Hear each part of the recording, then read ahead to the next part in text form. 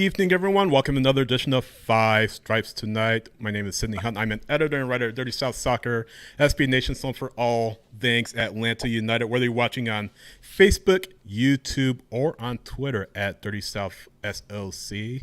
So glad you can join me tonight, Friday, August the 20th. 2021. Hard to believe we're past the midway point of the MLS season.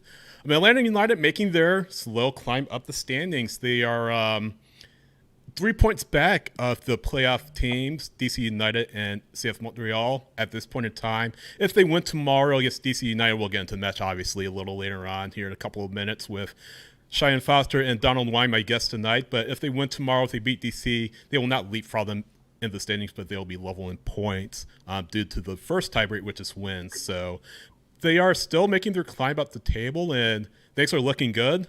Last three matches they've won three in a row. They've won three in their last three.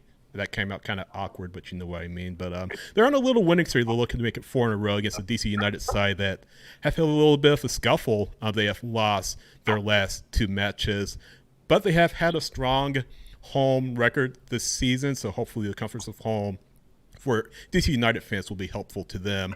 Again, DC United and Atlanta United tomorrow night at Audi Field, 8 p.m. kickoff on Bally Sports if you're watching in Atlanta. Again, my guests tonight are Cheyenne Foster and Donald Wine. You know Cheyenne better as between clean sheets. She is a soccer vlogger. She's been really around the country blogging her experiences with the beautiful game. And Donald Wine, who is pretty much everywhere. He's a very familiar face to soccer fans, especially U.S. national team fans. Cheyenne, Donald, good evening. Welcome aboard. It's good to be here. Thank you. It's great to have you both. Thank you for coming on. Let's talk about, before we get into DC United versus Atlanta United, let's talk about a little bit about the U.S. men's national team. And I was saying before the show, gosh, it doesn't seem like it's coming up. It's kind of really quick. I think in a week and a half they'll be in El Salvador, and which is just crazy to think about. It seems like yesterday was the events in Cuba that we won't mention, obviously, but I don't know about you guys, but I feel optimistic. I mean, a couple of injuries to Zardes, and Pulisic has COVID, unfortunately, so his status is kind of up in the air for this first window. But I don't know about you guys, but I feel pretty optimistic about the team's chances during this cycle. Cheyenne, I'll start with you. How are you kind of feeling about them? I feel great, and I know that Donald will be able to elaborate on this more as he has traveled to see that team all year, which I'm very jealous of. But I think the situation that COVID created, where we had two separate teams, foreign and domestic squads, playing in these friendlies, and now the CONCACAF situation where we had basically the second round of that exact setup, which is the US-based players and then foreign-based players. Getting kind of like the depth created, I would say, has been really helpful to us. So we have a lot more talent to choose from, which I'm excited about. Yeah. Donald, you want to chime in? I'm sure you do. Yeah. I just wanted to get your thoughts.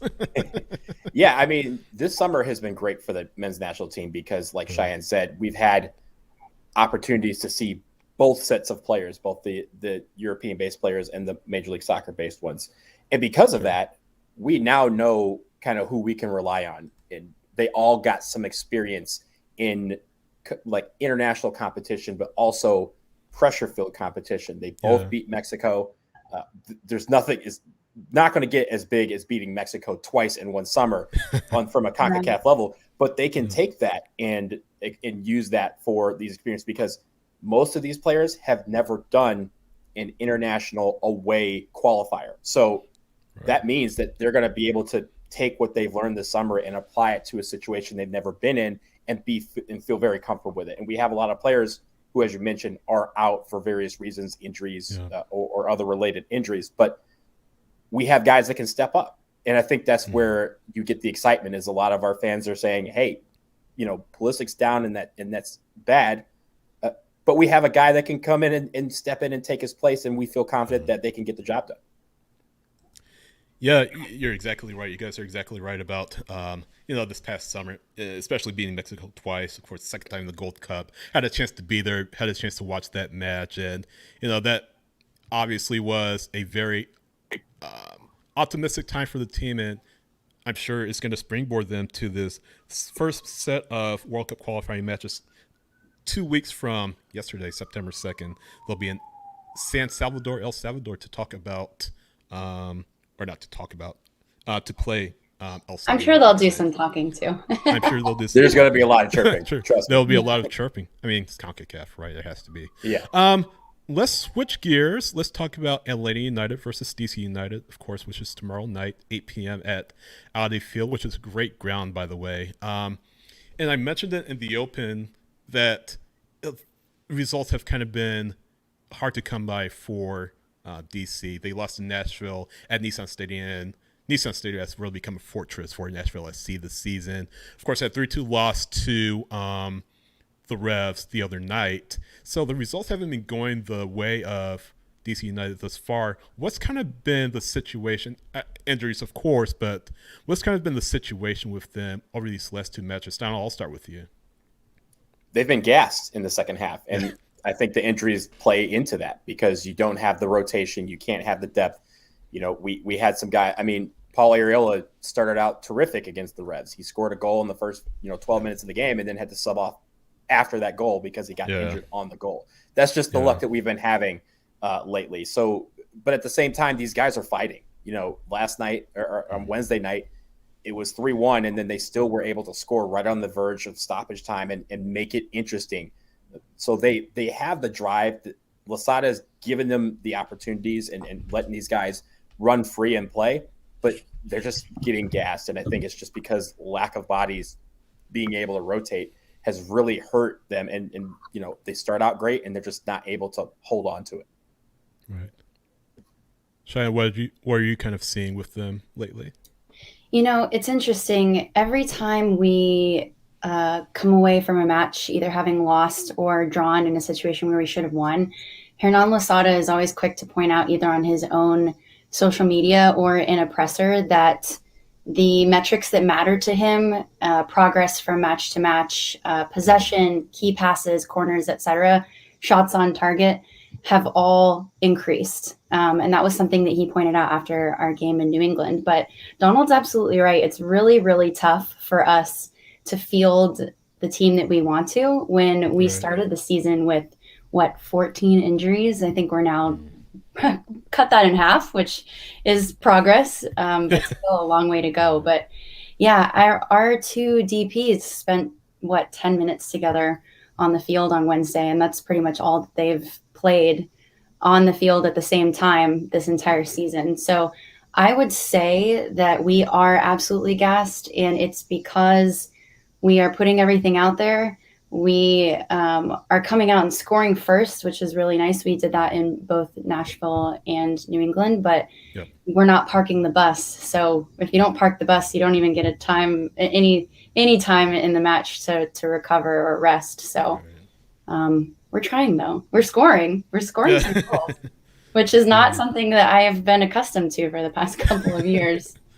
And Losada ball is basically where you're pressing a lot. You're pressing the entire game, and we haven't even been able to do that because we don't have the bodies to, for a guy to go, 75, 80, 90 minutes, right, full gas. They just don't have the juice to do it because, not only do we have, tomorrow we're going to have 6 players out and 3 are questionable. That's, and as Cheyenne said, that's down from what we're normally used to seeing. I mean, the first few games of the year, we weren't fielding full 18s. Never mind the 20. We weren't fielding full 18s because we had so many bodies out. So we just want all these guys to heal quickly, as quick as they can, and get back into the flow of things. That's really going to help us down the stretch. Yeah, I was looking at the entry list. Heinzike, Perez, Robertha, of course, but then kind of the big names on there, of course, Bill Hamid, Arriola, Donald you mentioned, and then Donovan Pine. So, tough times really for the black and red on the injury report. But, Cheyenne, you're talking about, it sounds like some progress is being made. I kind of want to talk about, that goaltending spot. Hamid, of course, going down, and that's brought in John Kempton into the fold. what have you guys made of his play thus far, Cheyenne? Allowing 8 goals across 2 matches is really my favorite thing. Is that I'm sure it's not. I guess that's the only comment I can make. I'm not pleased with it. In fact, I remember when we first signed Kempen. I don't know if you guys remember this, and my memory for the specifics is always bad. But a couple years ago, when there was that crazy Western Conference shootout in the playoffs, where there were just rounds and rounds and rounds of penalties, where Sporting Kansas City was playing Portland, and Tim Melia, I guess, had gotten a red card, their starting goalkeeper, who's phenomenal.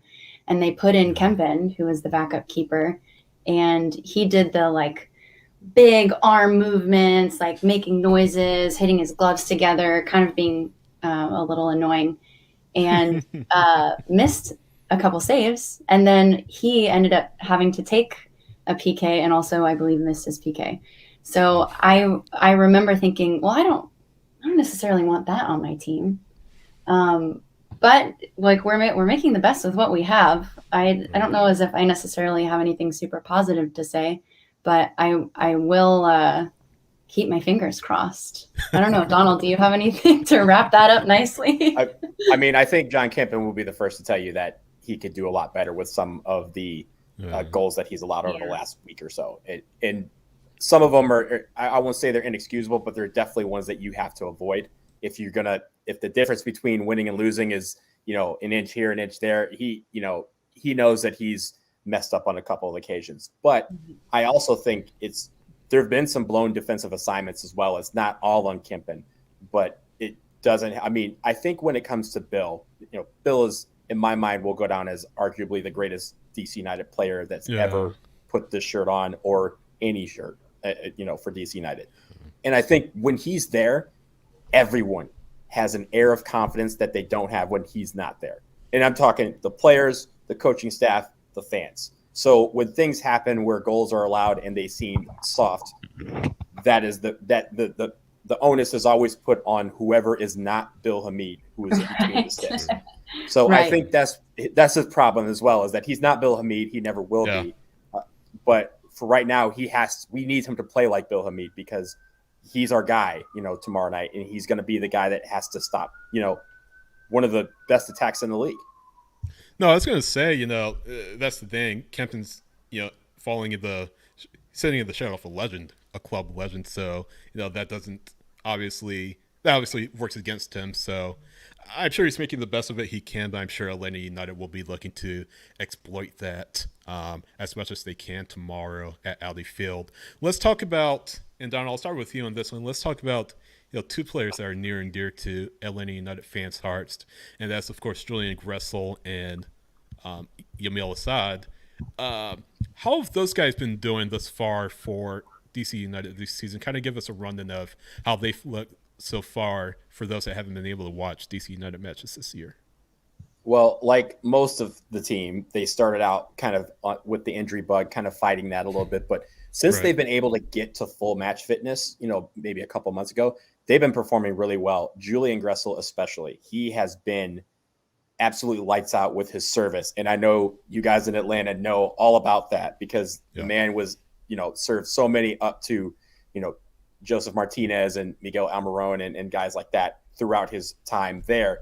He's doing the same thing here now. So whenever he's on the field, you feel that air of confidence that he's going to be able to service a ball that someone's going to get a head on or get a foot on and put it on frame. So I really like what I'm seeing with him. And with Yamil, he's stepped up in some big pressure situations. He's taken some penalty kicks. He's, the other night he was our striker. He was our number 9, which is not really his position, but I thought he performed pretty well at that role. And he's just been doing whatever Hernan Losada wants from him. And I think that's what this Losada ball is about, is being able to pick a couple positions and say, hey, can you match this? I need your intensity over here.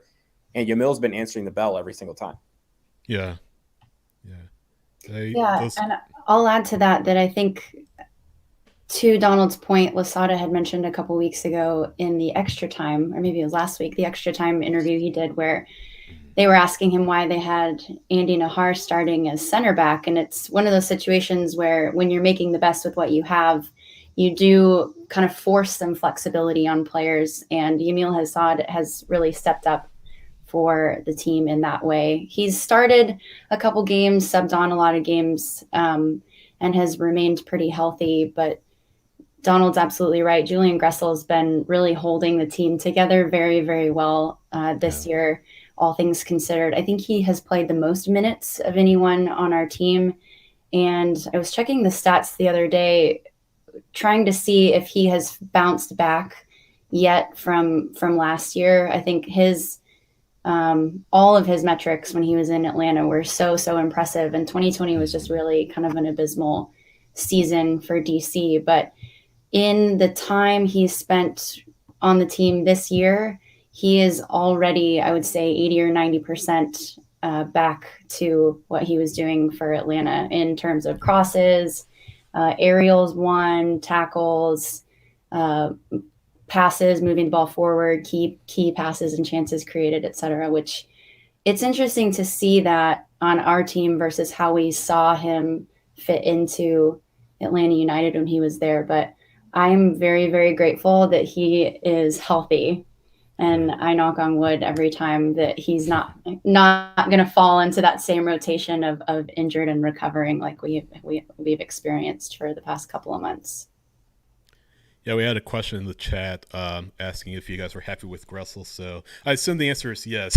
I assume the answer is yes. That you're happy to have him on the team. You can't have him back. Speaking of, yeah. So someone actually asked on Instagram, if he were offered to Atlanta United as a DP, which probably wouldn't happen, but would we take him back? And I'm sure Atlanta United would be foolish not to take him back. I think also kind of adding to the point about Gressel, Joseph Martinez says something to the effect of him missing Julian Gressel on the wing. So his impact certainly has been felt for Atlanta United even after his departure.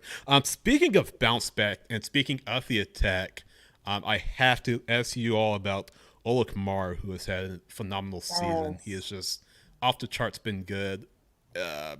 Throughout his last 7 matches I was taking a look at, just a fantastic vein of form that he's been setting in. How has he been able to really turn, and of course he had an unfortunate injury a couple of years back, but how has he been able to turn the tables from not just 2019 but 2020 as well, and really make this really a season that's been better than any really he's had throughout his career, Cheyenne? Well, on top of his mastery of a lot of penalty kicks that have made up some of his goals this year, I think that there is no longer as wide of a gap from the midfield to the top. And the balls that he is being fed, especially from Julian Gressel, like we just mentioned, are things that he can finish very beautifully. And I think that we just hadn't seen that when he first joined the team. So he had what I think sat out for concussion protocol and had chipped a tooth a couple weeks ago. I think that was the extent of his trials this season, which has been lucky for us. But to have a guy in contention for Golden Boot on our team, considering all the things that we have just mentioned, is a true testament to the energy that the guys in our midfield do bring. And I know at some point we'll mention them, our homegrown players who have, 17 and 18-year-olds can really, really, really run. I think we're in a situation where even if we didn't have a ton of injuries, our homegrown players would absolutely be starting like they have, just because they are the ones that have survived the best in this high press system, which is really nice for a guy like Kamara who's looking to finish. I mean, no disrespect when I say this, but Ola Kamara has been the most surprising player on this team so far this year. Yes. And that's saying something considering like his record in Major League Soccer being so dynamic. That's why I say I mean no disrespect, but it's been surprising because he's worked his tail off all year. He came in fit. And because of all these other things coming together, like Julian Gressel's service and stuff like that, he's getting more opportunities to not only score, but also, he's poached some goals too. That's how he has, made his name in Major League Soccer. And he's been able to do that. And that all gives him a lot of confidence. There's been a couple of goals that he's had that have been world-class, spectacular goals. And you could see just every single time he does it, just more weight lifted off of his shoulders from the previous couple seasons where he hasn't done as well. And I think that breeds confidence in himself, but I think his teammates are also trying to find him. And that also lets you know that they consider him an integral part of this offense, and it's showing on the scoreboard. So I believe that he's been so surprising this year. It's been great to see, and I think that has kind of helped us throughout the year. And like Cheyenne said, he's been around for most of the season. He hasn't been healthy. Yeah. The only thing we've needed from him is a dental bill. So that's, I mean, we can just add that to the list of all the things we have, but that, that's really helping us that he's in there every single week. Yeah, he's definitely going to be a handful for Atlanta's defense tomorrow, which is Atlanta's defense has stood up pretty well, but Kamara will present that much of a challenge. He just for those that don't know, he had the 6-match scoring streak going into New England. Didn't score a goal that night, as you guys know, but did add that assist. So again, really in a rich vein of form, and Atlanta United fans will hope that ends tomorrow. But Cheyenne, you alluded to it. Let's talk about the home grows. And three I kind of zeroed in on was Paredes, who is questionable for tomorrow. Moses Nyman, Griffin Yao. So those are kind of the three that I've kind of focused in on. But Cheyenne, I want to ask you, which one of those, and if there's anybody left off the list, which one has really stood out to you? I think in terms of minutes, I believe Moses Nyman is at the top for the teenagers. Donovan Pines, who, like we mentioned, is currently injured. Honestly, he getting called up to the U.S. men's squad, and then also Kevin Paredes and Moses going and practicing with them for a bit is huge, by the way, let me just say. Yeah. They have all impressed. I think Griffin Yao was a guy that we relied on last fall as we were kind of trying to tread water in 2020. But the attack and the agility of all of those players, and for Donovan Pines, who plays defense, his height has really been huge. But it is so fun to watch, and the recovery, I would say, from match to match, but also the recovery on the field, whether they lose the ball and are tracking back or they're making themselves open. I always tell people that one of the first games I went to this season, when we weren't at full capacity yet, I got the lotto and got to pick my ticket and was lucky enough to sit right behind the bench. And I think I heard Hernan yell in probably 3 different languages, pass it to Kevin, like give the ball to Kevin, which I thought was kind of like Home Alone, right? Yeah, like give it to Kevin. But once he said that, I thought, well, yeah, Kevin's open. And Kevin Paredes was just making himself available and finding the space and constantly making the play ready to get the ball moving forward. And even if it didn't work out in that situation, the energy didn't stop. It was like the same level of energy the entire game. And I think you mentioned he was questionable for this match. I believe during today's press conference, Losada had mentioned that they kept him out on Wednesday because of turf in Foxborough. So I think that's very smart, but I don't know if we've mentioned this yet. I mean, both Atlanta and DC are almost all the way through 3 games in a week, which is just so much. And we traveled for 2. I believe you guys traveled as well. So it's, man, I sometimes think about how I would be able to manage all of this as a 17 or 18-year-old. And it makes me exhausted to think about it as a 30-year-old now. So I give them all props, and I know that they're headed in a great direction professionally. So, yeah. Donald, who stood out to you? Who's got your eye? Kevin Paredes is one of the most aggressive teenagers I've seen on a soccer field, and I mean that in a great way, because he has zero fear.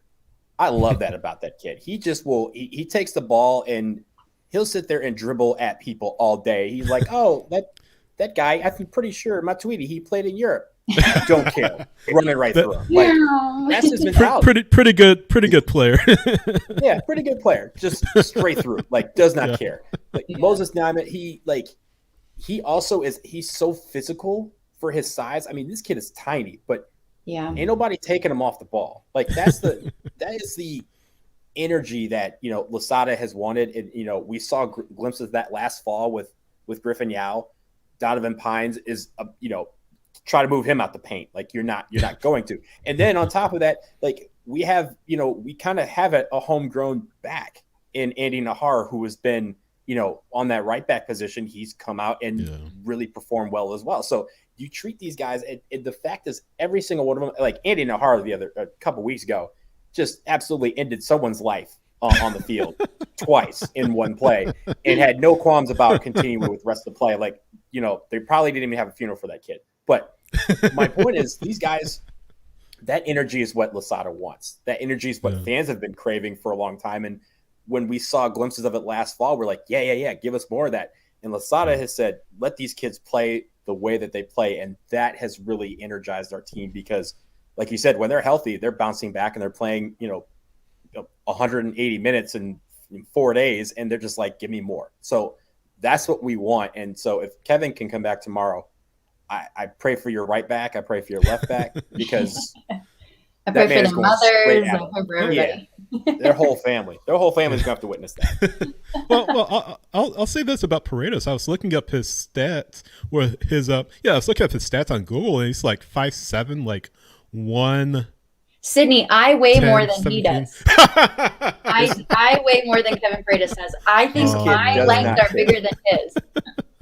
This kid does not. I'm telling you, I'm trying to remember this play that he had against Inter Miami, but this guy was like, I've been in the league for like 5 years, and Kevin's like, I don't know your name. And it was like Black Panther in Civil War. He just goes, I don't care. It just right through him.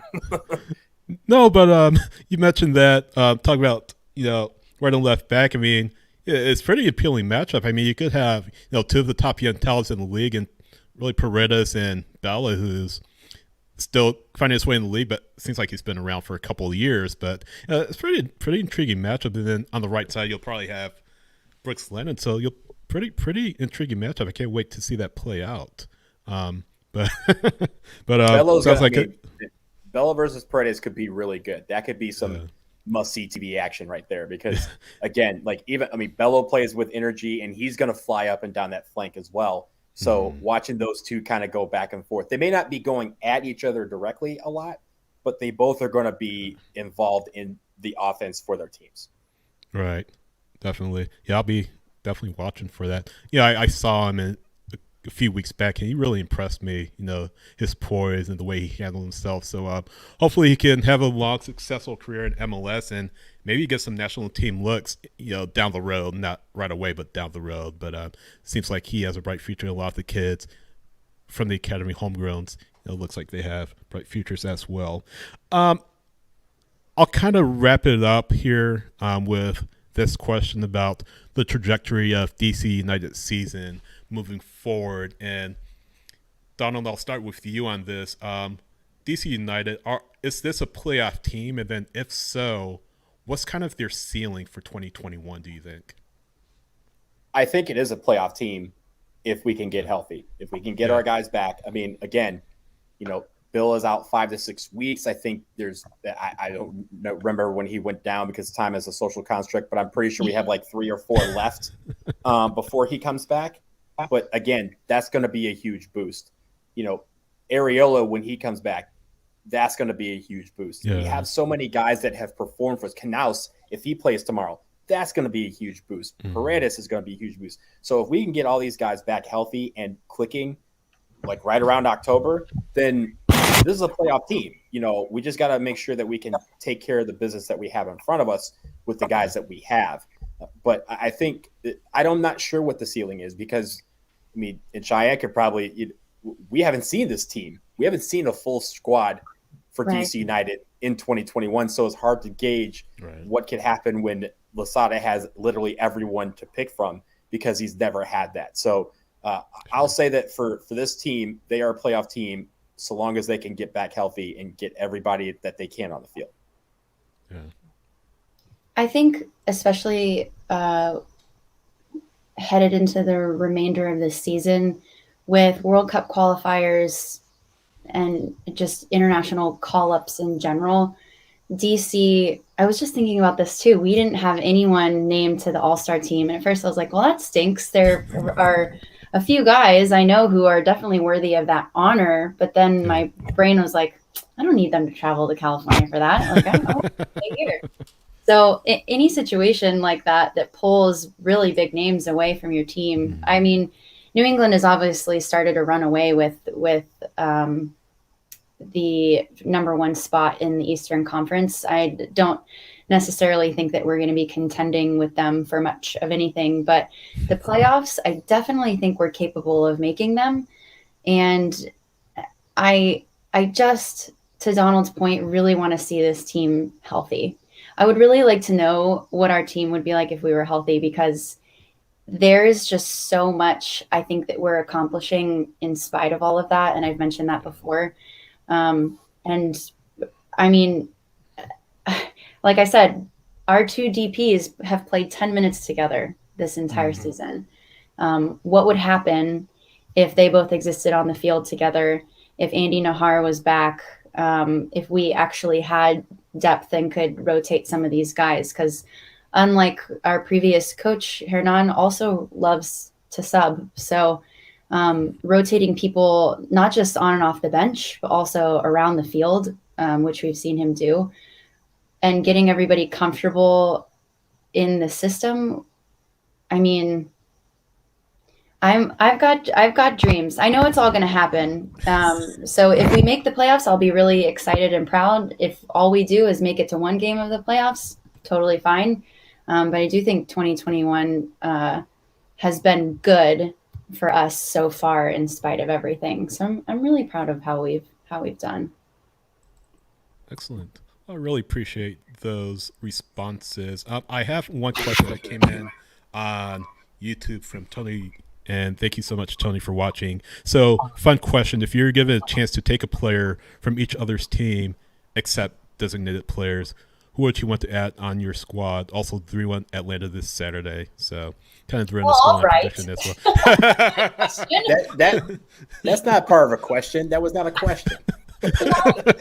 You have to have a question mark when you say something like that. The answer is no. I didn't make the comment. Tony did, so blame Tony. But yeah, I mean, if you guys had a chance to take any player from Atlanta, who would it be? A non-DP, obviously. A non-DP. Okay. Yeah. Bosif Lartinez. I don't think he exists, but nice try. I forget. Is Marco's a DP, right? He is. Okay. He is. Here's the thing. We operate without having to have star power like that as often as does. Sometimes I forget who is and who isn't. I don't know. Anyone but Joseph Martinez, Ezequiel Barco, and Luis Araujo, basically. Yeah. I'll take Guzan. The previous conversation about goalies. Fair enough. If I can't have my boy Joseph, then I'll go with one that might sting a couple of y'all Atlanta people. I'll take Sosa, because him in the midfield, and it's our midfield, it's over with. We got everything. No, Sosa's had a pretty decent season. Unfortunately, it doesn't sound like he'll be playing tomorrow, but healthy Sosa, I'm sure. Yeah, healthy Sosa. I think it's too easy for me. Gressel, 100%, 100% Gressel. I mean, because who knows? Maybe after 2023, he'll come back, but we'll see. We'll see what happens. That's so I don't think so. You guys trying to take our players back? Like, we can't have this. We can't have this. It's still ways off. Still ways off. But we shall see. Hey, he's not a DP, so he's fair game. So that's true. He is fair game. Plug your socials for me, guys. Where can people find you online? Donald, you can go first. Donald, go first. So I'm at BlazinDW on Twitter. Mostly is where I'm active. And you can also find me writing for Stars and Stripes FC, which is the blog for SB Nation covering U.S. soccer, and Black and Red United, the blog covering DC United. And also if you're at any U.S. national team tailgate, chances are just come to the American Outlaws tailgate and you will find me somewhere running around. Or if you're watching on TV. That's right. Always That's find right. Donald. That's right. 100%. I'm somewhere in that building. Yeah. 100%. As for myself, I am just on just about everything. It's at BTWN Clean Sheets. I've got some exciting stuff in the works at the moment. And I will say, Donald, you've heard the audio for this before. I finally made that music video for my "We Love You Soccer" chant. Just came back from Columbus a few weeks ago. So, yeah, I'm mostly on Instagram because I love the selfies. So, I think a happier platform with a little bit less talking. So, I'm on IG just mainly for the stories. If I if I actually do a post, it's because I really, really like it and it's important. Nice. So, yeah. Nice. Well, give these, of course, give these two a follow, guys, if you're watching. And by the way, Donald, now know you'll be there, but Cheyenne, will you be in Nashville for the national team match? You know, I hate to say game time decision because that's such a pun, but I haven't yet decided what my plans are for World Cup qualifiers. And I know I say that as to an American outlaw who knows what the ticket situation is right now, which is difficult. But I will say, though, I am going to be at the DC United at Atlanta game in mid-September. And I always come hang out at the tailgate because my brother and his wife were big Resurgence folks until they started having a family. So I always like to go say hey to everybody when I'm down there. Nice. All right. So any Atlanta United fans who will be at the match mid-September, if you see Cheyenne, be sure to say hey. And if you're at any U.S. men's national team matches or women's national team matches, if you see Donald, be sure to say hey to him as well. Cheyenne, Donald, thank you guys so much. Had a lot of fun tonight, and we'll talk to you soon. Yeah, thank you. Thanks, Sydney. Absolutely. Yeah, that's a lot of fun. I really enjoyed that conversation with Donald Wine and Cheyenne Foster here tonight on Five Stripes Tonight. Tony also followed up with surprised no Miles selection from DC. So I'm surprised too. Miles is really the bedrock of this defense. I'm surprised that Donald nor Cheyenne selected Miles Robinson, but that's all the better for us. Hey, that is it for me tonight. You can follow me at SHWrites on Twitter, SHWrites, and of course for the latest Atlanta United news, analysis, and opinion, log on to DirtySouthSoccer.com, SB Nation's home for all things Atlanta United. My name is Sidney Hunt. Thank you guys so much for joining me. We'll see you next time for another edition of Five Stripes Tonight. So long, everyone.